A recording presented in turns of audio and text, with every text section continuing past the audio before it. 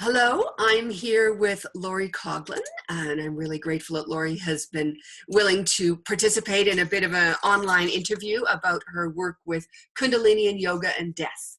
And Soul Passages approaches lots of different ways of looking at death and dying, and I think Kundalini has some interesting insights to offer us. So welcome, Laurie. Thank you for having me today. Yeah, it's great that you could make it. As a little bit of context, in Calgary, I host something called the Calgary Holistic Death Network. And for the last 3 or 4 years, we have had monthly guest speakers talking about different deathly topics. And we had originally planned to have Laurie come and speak at that event. Then the structure of that event changed and we bumped her off that schedule, but I wanted to make sure that this conversation got out there. So this is a sort of a series of one in terms of a new kind of interview, but I think it's a great topic for people to learn more about. So Laurie, tell us a little bit about who you are. Introduce yourself as a yoga teacher and a yoga trainer. Yes. Well, and I really do appreciate this opportunity because it's something that I find very fascinating. And it's a concept of death that sits so true to me that I am really looking forward to this opportunity to share it. I came to Kundalini Yoga about 10 years ago and practiced it about once a week.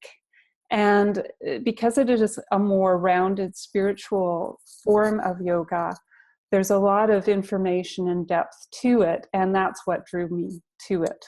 And in Calgary, teacher training is offered once a year, and I was able to take my teacher training in Canmore over the course of 8 months in 2015. And since then, I've been teaching and learning more and more of the yoga. And quite recently, I had an opportunity to take a course where we really got into the concept of death from a yogic perspective. And again, I feel very, very drawn to this, and I am very happy to share this with you. Just a little bit about this yoga. So Kundalini Yoga came to North America with Yogi Bhajan in 1968 about. And his teachings, he believed, were needed by us North Americans at that time because we're transitioning now from the Piscean age into the Aquarian age. And with that change comes a lot of confusion, and it brings depression and anxiety. And his belief was that this style of yoga can help people through this transition. And that's great. How does this kind of yoga vary from other kinds of yoga? People listening may have gone to yoga classes in their communities. How is this different? Yes. So it's called a Raj Yoga, which means that it is a royal yoga. And traditionally, it was only taught to royalty and nobility. And it was a style of yoga that you had to have some sort of base spirituality before you could understand or be taught. And in saying that, it has a full range of technique with it. It always starts, the structure is always with a pranayam first, which is a breathing exercise. Then the kriyas, which are poses and what's called asanas, which are postures or poses that you would do. And those two components prepare the body for the meditation. So in a class, you'll always find a breathing exercise, the exercises, which are the asanas, the kriya, and then the meditation at the end. So the full, complete yoga is what we would call it. And through that, because yoga means union with the infinite, and preparing the body at first and coming into the meditation prepares and has a gives a higher opening for the meditation to then create this link, this union with the infinite. Which is particularly appropriate given the topic we're approaching, right? And I smile a little bit. You've used the phrase preparing the body, and I use that phrase a lot in my work too, but it means something very different. We're talking about preparing someone's body after they've died, but really preparing our bodies before we die is also important. It's a funny little connection there. So can you talk a bit about the particular insights that Kundalini Yoga offers around death and the transition our spirits make as we leave our bodies? Yes, and that's so appropriate what you just said too, because in this preparation, the belief is that we know we are born into this life. We know we're going to die. And if there's preparation around death and practicing how to die, you can live a fuller life. So the expression of knowing and having the understanding of death will then give you a fuller life. You can come into this life and be present and aware in life when you know how you're going to die. So that's the first component of this. And around that preparation in the yogic belief is that you practice kriya, so these series of postures in a way that give you the feeling of what it would be like to die. And in saying that, the way that is done is not only with the posture, so you're lying on the floor in corpse pose with the hands over the heart, but you are letting go. And letting go with a meditation and a guided meditation about how that process would unfold. And lying there, allowing that feeling to come over you, and this feeling of non-attachment. Because the belief is that at the moment of death, if you have a very non-attached belief that all the earthly attachments that we have can be let go, the transition into death will be smooth and easy. Now, along with the meditation that you can do for death, there's also the belief that you should have a prayer.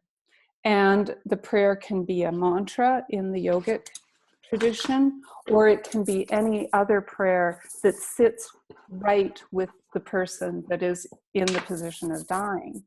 And if this prayer is said at the moment of death, it will also help the body to transition through death.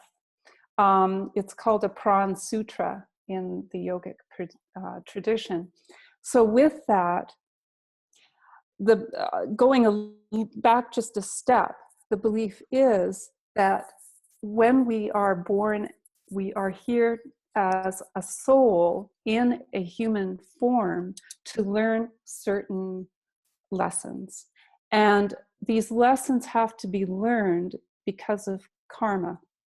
And this karma has come about from other lifetimes and this lifetime. But the karma also brings the lessons that are needed. And if we live in a way of understanding through our intuition that these lessons are here, no matter how difficult they can be, they come into our reality so that we may learn and then come into a path where we're understanding and we're learning that this is actually temporary. Life is the temporary part of our existence. And it's when we die that we again link with the infinite.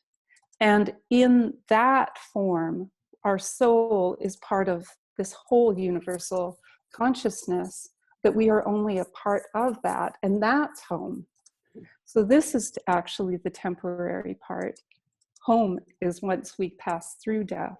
So in yoga, it can be represented by a mantra, which is Sa, Ta, Na, Ma. Sa being infinite, the infinite.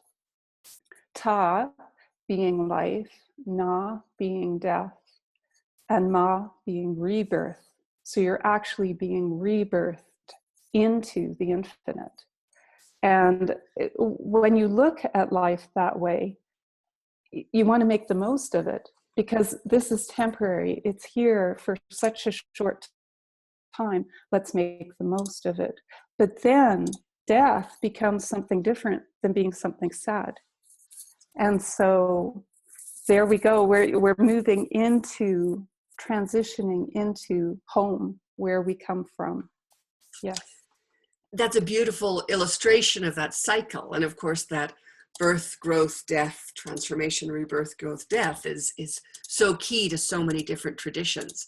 And I'm really drawn to this note you mentioned around having a death prayer. And I've read about that in other traditions too, and seen a real value in some sort of ritual practice that we do with regularity, some sort of mantra or prayer that we repeat whenever we reach a difficult moment, so that we're trained when the ultimate transitional moment comes, that it's already in our system. And I know that Ram Dass in particular talks about this, and he, slightly tongue-in-cheek, but maybe not, he talks about the fact that for most Western people, our death prayer, pardon my French, is holy shit, which is maybe not going to get us to where we need to go. That those final words and the state of our consciousness as we depart matters. And so it sounds like this is really part of a tradition that's saying, rather than avoiding talking about death, we need to actually consciously approach it day after day after day to really become comfortable with it, because when the moment comes, we need to be ready. Yes. And that term conscious death is what we use. We want to have a conscious death. And so what is a conscious death in the Kundalini tradition? Yes. So the conscious death is at that moment. Oh, so there's signs, first of all. There's apparently within a window of a year to 90 days before the person dies, there's 4 times that there's signs that you will die. And then on the 5th is when you actually die. And one more thing about that, the belief is that you are born with a set of lessons that that you are to learn in this lifetime, but also you are also, you choose, the soul chooses the parents for those lessons to be learned, for them to help. And also you are born with, the soul has a contract of when it's going to pass and where. So it's also given a certain amount of breath, prana. And once the breath is used up, that's when you pass. So coming into that, you have... I want to just backtrack and ask, what are the signs? That's for people who are living, who will one day die, what can those signs be? And they can be, they're almost like the 9 lives of a cat. So there'll be near misses, things that might, you might almost be in a car accident, or you might almost, you'll have to go to the hospital because you're ill and then you recover. They might be smaller than that, but it's serious things like that that show you, maybe you get a diagnosis for some disease that just gives you this thought about death. And so they can be very subtle also. And for people who, say, are healthy and then die in some sort of sudden, unexpected, or surprising way, and haven't had these physical signs, are they also kind of psychic perceptions or awarenesses or maybe dreams? that gets into a different category. So there's the belief that we have three different types of death, one being an accidental death, where the rules change, and then a liberated death and a karmic death. In the liberated death and the karmic death, you have these signs that come up. In an accidental death, the person is actually passing before their time. And that involves, because they haven't used all their breath up, the soul the belief is the soul leaves the body through the navel, where in the other forms of death, it leaves through the crown chakra and moves directly into another body. So into another mother's infant or baby. And so they have not been able to live their karma out in this lifetime, and they were taken too quickly, and the energy that was still left in their body from the prana, from the breath that was not used up, makes them move into another body immediately. Yes. That speaks to some of the modern Western research that's been done around reincarnation and death of children, and how often when children die, not often, but in this study, they discovered a number of cases when children die young, or when adults die young, and surprisingly, they often pop back into another body in the same general area. And, you know, the implication is that they haven't slipped very far into the bardo. They've just dipped under the surface and come back up. And the research around children who remember past lives, if people are interested in that, there's some incredible research out there about kids who come in knowing all sorts of things that only the adult they were in the previous life would have known. So that's, if people are curious about that, that speaks a lot to that experience. And I just want to really offer my respect to this tradition that has looked at death in such a nuanced way. You know, we in the West have lost all our learnings about that, and to have identified that there are different types of death, and the soul's journey is different in different types of death. That opens up so many other windows that we don't have when we just see death as the light switch flicking and the light going out. End of story. Yes, yes. And another huge component of this is, as you're passing, the belief is for 3 seconds. And again, going back a little bit with this, there's the belief that we have 10 bodies, that the first is the soul, then the negative, positive, and neutral mind, then the physical body, then the arc line, the aura, the pranic body, and the subtle body, and the radiant body. When the soul comes into the fetus, it comes in the subtle body. The subtle body is a container, but it also records everything, every minute of the person's life. And as the soul leaves the body, it leaves in the container of the subtle body.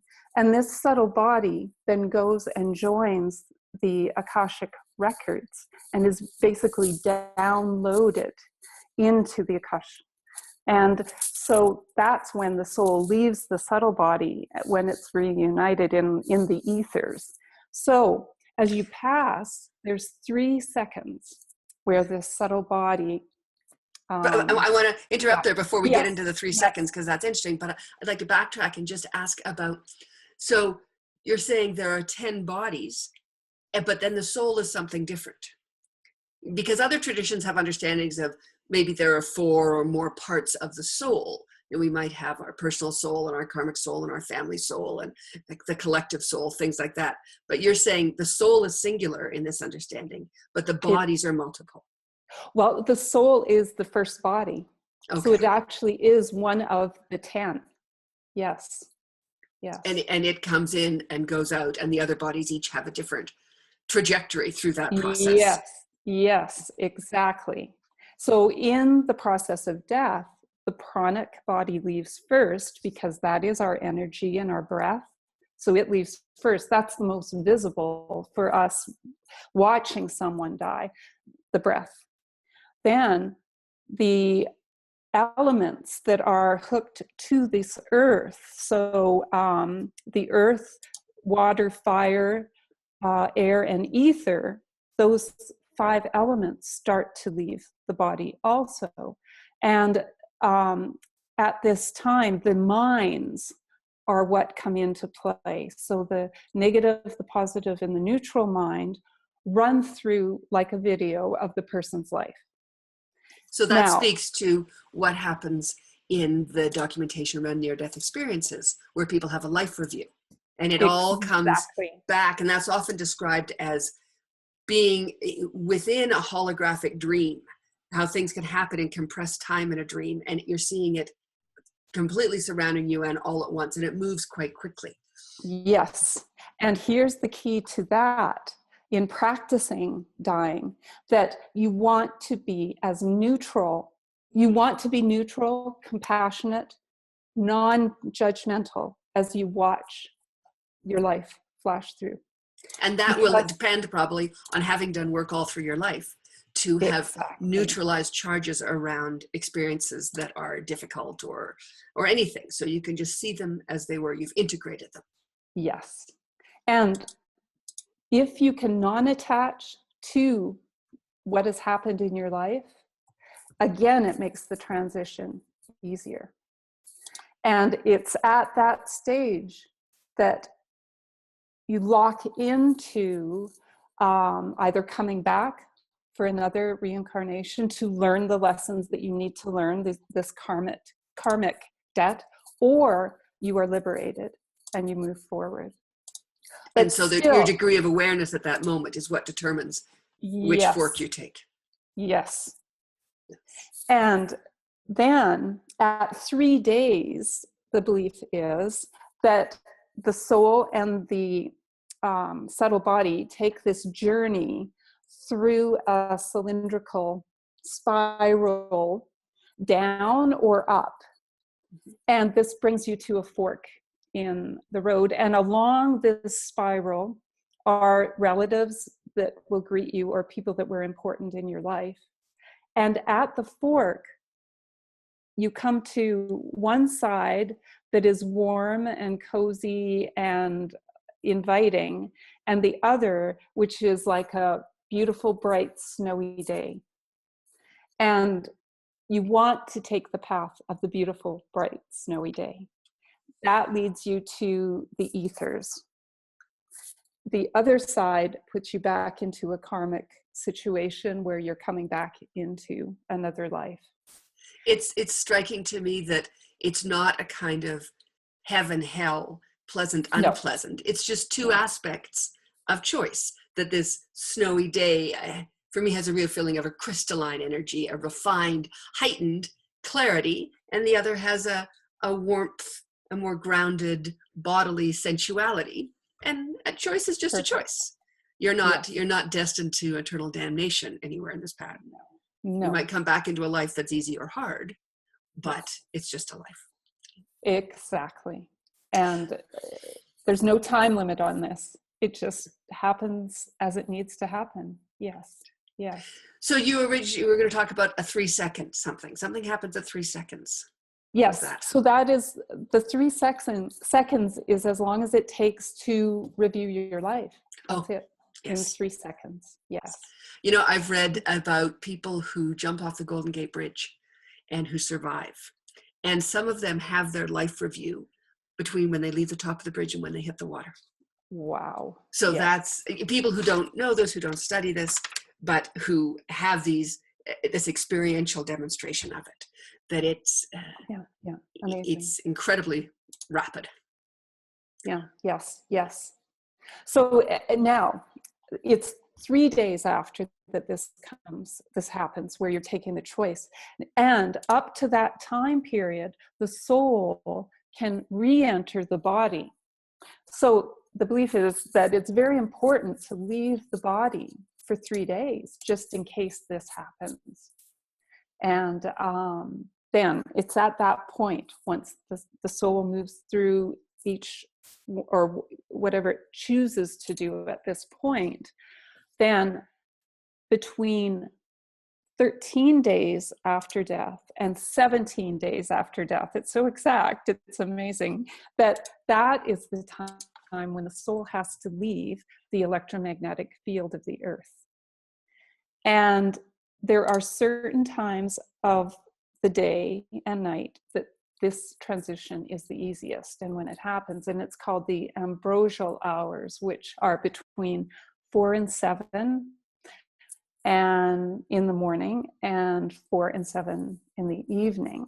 And it's when the sun is at a 60-degree angle with the earth, is how it's explained. And at that time, if the soul has enough energy with the subtle body and has gone to this pure white light, it will pass on. And the belief is that it's the ghosts that we have in the earth that have not been able to pass through this electromagnetic field that are still here. And there's a way in the yogic belief that we can help the souls cross. Let's talk about that in a second, but I want to go back to this 3-day and 17-day, whatever the second number was, and really just reflect that this wisdom is connected in so many different traditions. And I go back to a great piece I read with the Dalai Lama. Someone was having a conversation with him about near-death experiences. And of course, Tibetan Buddhism has a little bit of a similar understanding, this dissolution of the elements, the earth, air, fire, water, and ether, and this movement, this separation. And somebody asked him about near-death experiences and the fact that if someone's dead, how can they come back? And in his typical Dalai Lama way, he gave this great chuckle. And he said, "Oh, you Western people, you've just got the finish line in the wrong place. They're actually not dead yet. The physical and visual manifestations of the person have gone, but they are not gone." And that in that gap period, when people have what we call a near-death experience, they're just in the final stages of dying. And so it's possible to come back. Yes. So that understanding, I think, changes and really speaks to this need, if it's at all possible, to tend the body gently and beautifully after someone's died, because they are just a hair's breadth away from it sometimes. And just as we cared for them in life, caring for them after they've died supports them in this process. And the extension that even after 3 days, there's a next phase. And of course, in Tibetan Buddhism, it's a 49-day cycle, and people look at it through different frames, but registering that that person is taking, it's almost like a gestational period. We take time to come in, we need to take time to leave. And in my work with families and dying people, I really recognize that the families are going through those phases too. I think there are reciprocal experiences on this side of the veil that the family's going through that need an adjustment. So I love how all these things interrelate. But go ahead, you were going to talk about ghosts and people who don't cross successfully and how to assist them. Yes. And this is something for the families too. And I just, my mom passed away last November, and I was so grateful to have this tool with me at that time. And that's that the family members or anyone close to the person that has died now has a mantra that they use to assist the soul in passing. And it is a call, which means undying. And it's chanted, Yogi Bhajan said, the optimum way to use this would be to have 5 people that chant this for 31 minutes a day for the 17 days. But if that's not possible, it can be one person. In my experience, it was myself, my sister, and my niece that every morning between those hours of 4 and 7, we went outside and we chanted a call 3 times with my mom's feeling in our hearts, with her there with us. And what was that experience like for you? It was, I will never forget it.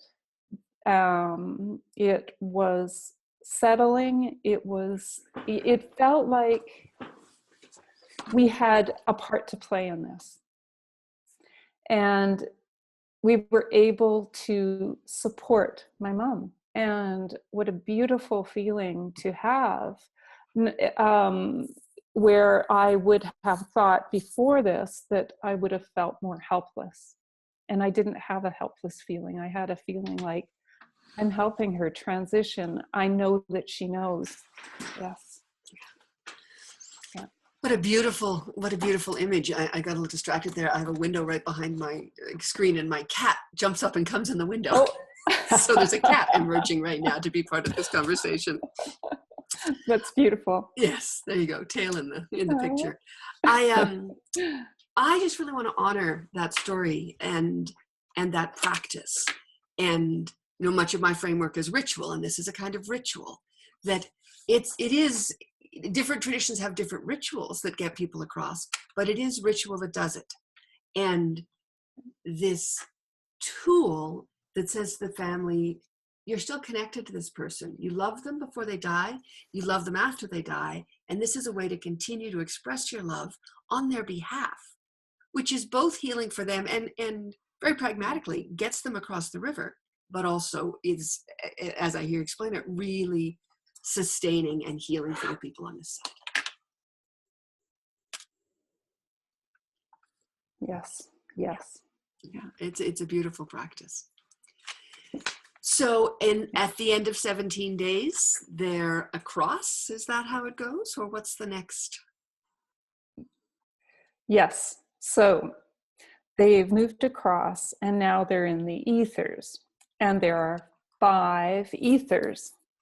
The first one is where the Akashic records are.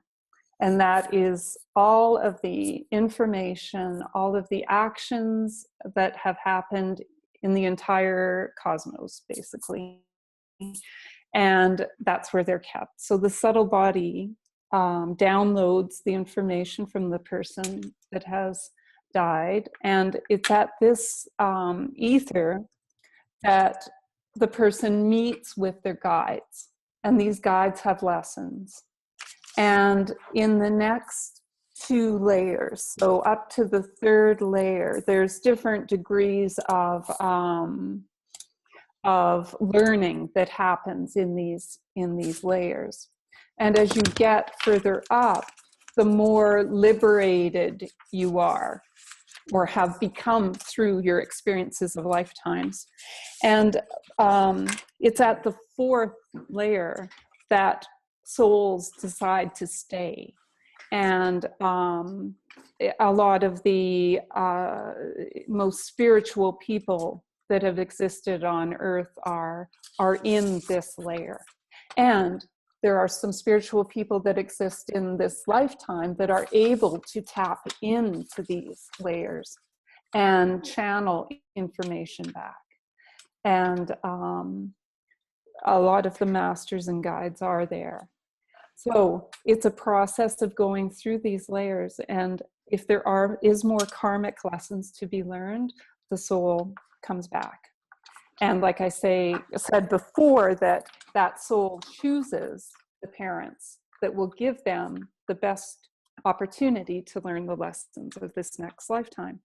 Now, if a person has, or a soul has gotten there, yes. So I just want to pause you there because there's so many interesting things you're saying, and I just want to reflect for people. I guess again and again, I'm really delighted by how these different traditions reflect the same experience and the same understanding, that there's some, in my perspective, objective underlying energetic reality that happens. It's like gravity. These things exist and they're unchangeable.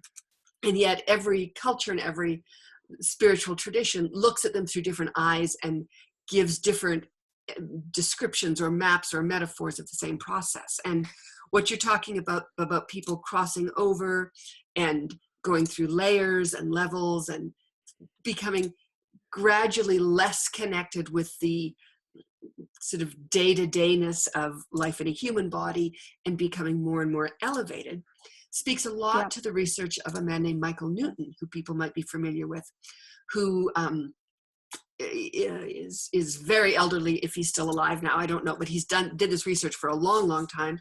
And he was a psychologist, a doctor of psychology, who did past life regression work. And so past life regression, when you take people back to a past life, well, that's fascinating. He began taking people back to the times between lives, between when they left this time and came back in. And he has a book called Lives Between Lives. And he, in his research with people who had no understanding of these Kundalini wisdoms, experienced the same process. People talked about going through these stages, meeting people they'd been through the journey with, meeting guides, and then at some point in the circle, they cross around, and far enough, then they choose and they start to make a decision about what life they're coming back into and what lessons they want to learn.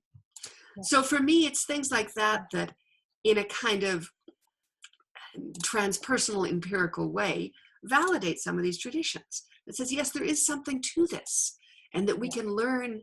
And when for me, reading Michael Newton's work really gave me just such an extended open-heartedness and compassion to people, because when you start to see the situations people come into and think, okay, there was some choice here, and there's a lesson, and that really our souls are growing and committed to evolution and growth of love and compassion. And sometimes hard things happen on the way, but it opens up living as well.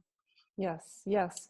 And there's another author, Brian Weiss. Yes, he did similar. Many lives, many masters. Yes. And that's it. I feel exactly the same way. There's this truth that comes through, this validation of hearing it from different points of view, but the same, basically, information. Yeah. So I'm wondering now if we can sort of distill a little bit. There's such a rich tradition here, and you have such extensive study in it. If we can distill a few points out for people to give listeners who may or may not have a yogic or a Kundalini background some tools or something practical they can take from this in terms of how they live and how they can meet their death. Yes. Well, the first thing is not to be afraid of it. And when death comes up, or if they want just to sit and contemplate death, if there is a fear or an anxiety, find where that is in the body and just sit with it. And the body is so amazing. And recent scientific research has found that we actually have memory cells in the body.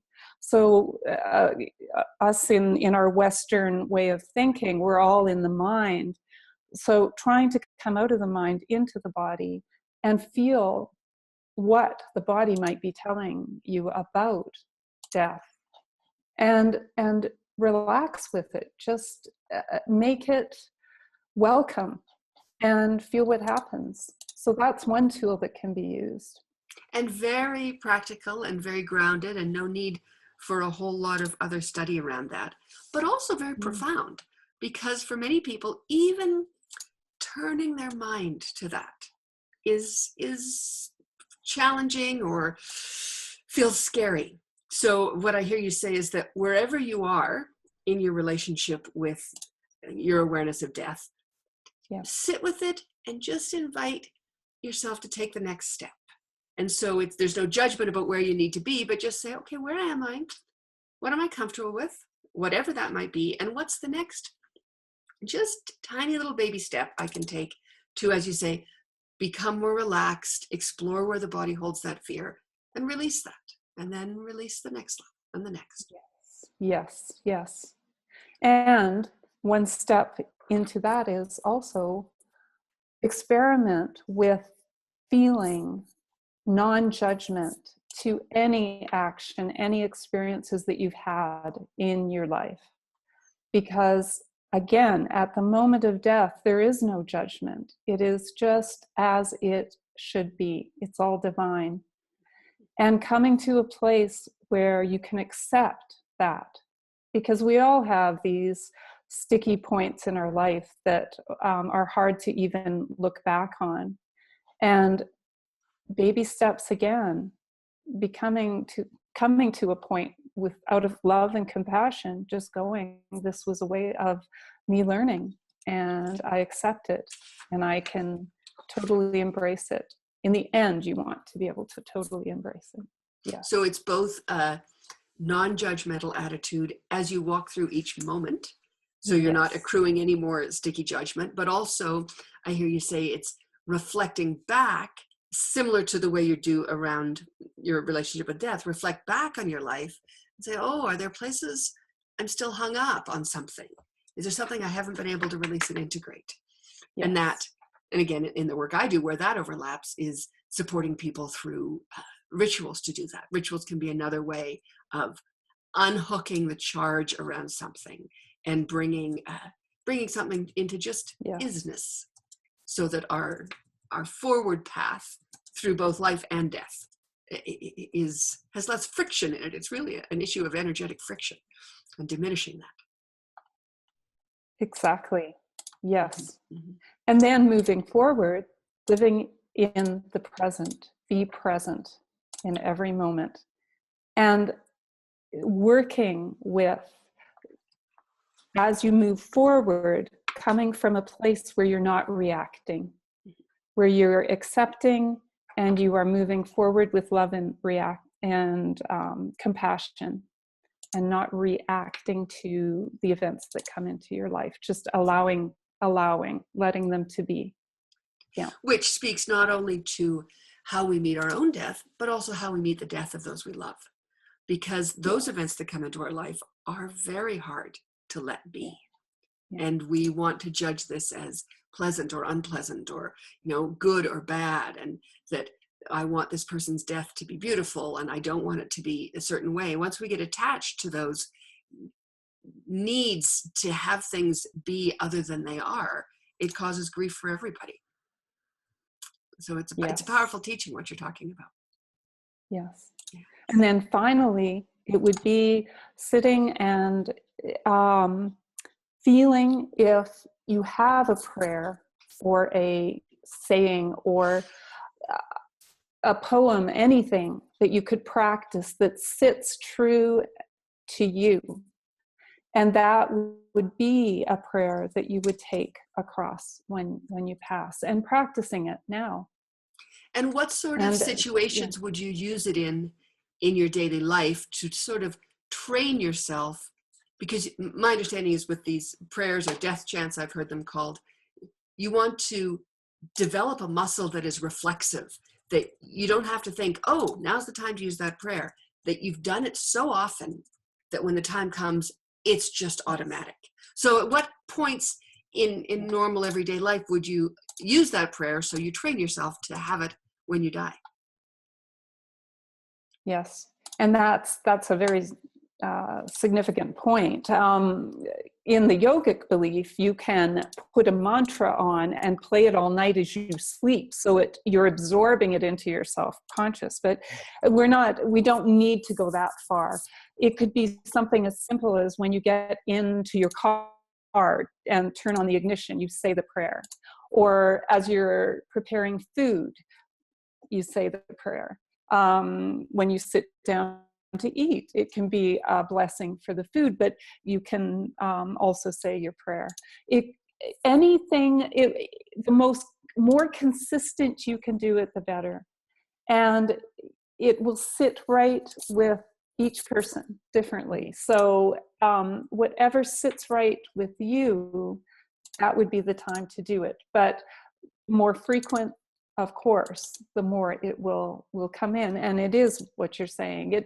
You want to have that prayer so it is automatic. It's a vibration in your cells that will just automatically happen. So the easier it will be. Yes. It's a powerful practice, that attuning yourself energetically to a certain frequency that is just becomes your baseline. Really, that's what that prayer is asking. Well, beautiful. Those are really helpful, pragmatic tools for people who may be interested in learning more about Kundalini Yoga, but may just want to take some of these insights and apply them. So thanks for that clarity around that. We're going to wrap up in a sec, but I just want to ask if there's anything else you'd like to add before we close. Anything you feel is important we haven't covered? I think the only thing I would like to add is, first of all, I so appreciate what you do. And again, going through the experience with my mother and more recently my aunt, we need death doulas badly in our life. And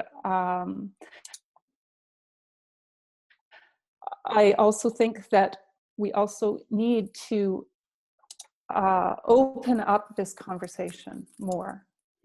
And I have the feeling that it's going that way anyway, that the more we can talk about death, the more we welcome it into our lives, the more fuller we can live this life, this gift that we're given now. Yes.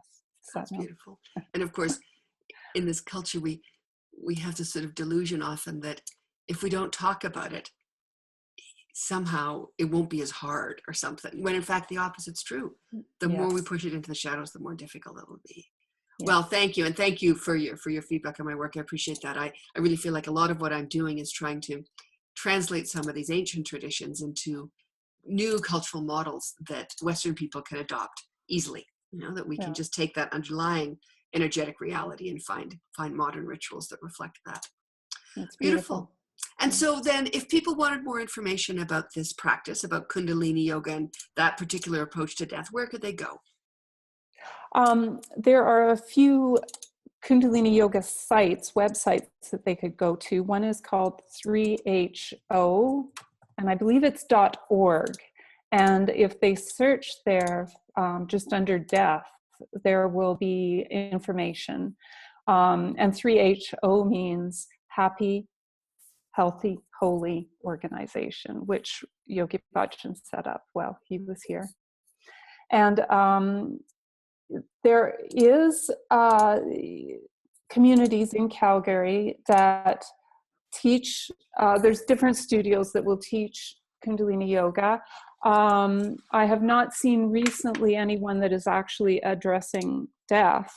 I plan to have a workshop in the near future, but I have not set it up yet. And if anyone is interested in knowing more about that, they could reach me at my email. Sure, give your email and give your website as well. Yeah, I don't have a website set up right now. Okay, so tell us what your email is if people would like to contact you around that. Yes, it's a little complicated, but it's my initials. So L. You know what? If it's complicated, why don't you give it to me and I'll put it in the notes. Beautiful. Thank you. Okay, perfect. Yes. If you're okay with that.